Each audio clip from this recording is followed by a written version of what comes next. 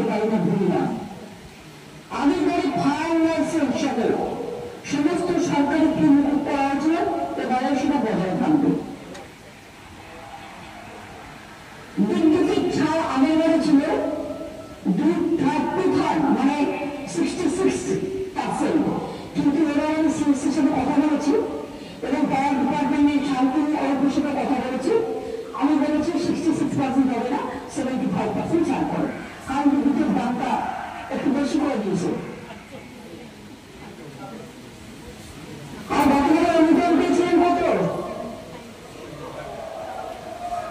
এরা যে একটু নির্দেশ করবে